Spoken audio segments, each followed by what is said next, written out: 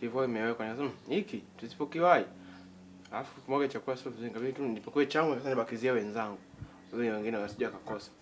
Kwa hiyo ina maana wewe kwenda jikoni kwa watu, ukafunua sufuria, ukapakua chakula ni vizuri, si ndio? Kumbe kwa kabila lenu ni vibaya mtu kwenda kujipakulia chakula mwenyewe. Nikajua kama kabila yetu tu yani si okay, unaingia tu unapakua imadi tu ubakizie wengine. Haya, fundi mtoko yuko wapi? Fundi yuko anaoga. Yupo chooni, anaoga. Choo gani? Sana anaoga kwenye bafu lenu kule. Ina maana kaingia kwenye bafu letu chumbani kwangu mimi? Ndio. Kama kidogo alikuwa na sweat hapa anuka majasho hapa kwa bwana nikajimwagia ili tuanze kazi tukiwa liko fresh. Naomba muite.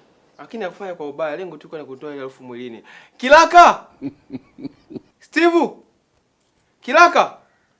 Kaji flash nini? Kilaka!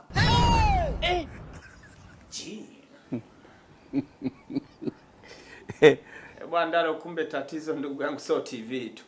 Hadi sinki la chooni. Inabidi wakimaliza hapa kutulipa watafute fundi awasafishie kule. Sio pazuri. Yana alisafisha ile sinki hata alijangasa, lakini nimejitahidi na mimi kulisuza pale kidogo. Alhamdulillah. Mimi sio niko naye hapa nitaomba kiwapi huyu. Eti mimi kupakua chakula anaongea sana nizi yake, anaongea maneno ya shombo. Sasa maana nimwambia na umeenda kuoga eti na kumind kwa nini unaoga? Dada. Yaani mimi naoga, wewe unakwazika. Tusipooga mtananuka. Watu tuseme tuoge, mnatusimanga. Wewe taasisi ya watu wa mazingira na usafi, wakikusikia unasimanga mtu kisa anasafisha mwili wake.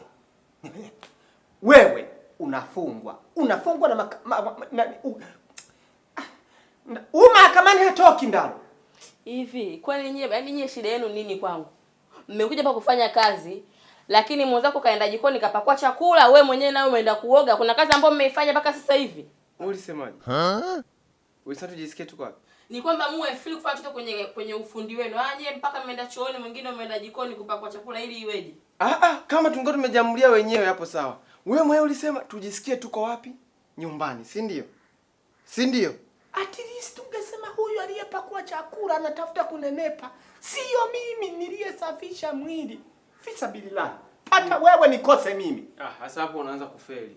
Nasema unaanza kunikandia mimi tena nani? Sasa chakula kinaongea nini? Kwa nini sifunguke? Mbona wewe sijaongea kuhusu hiyo taulo? Hiyo taulo ni yako. Ina maana umepaka taulo? Kumbe uko hujaona. Umeingia chumbani kwangu.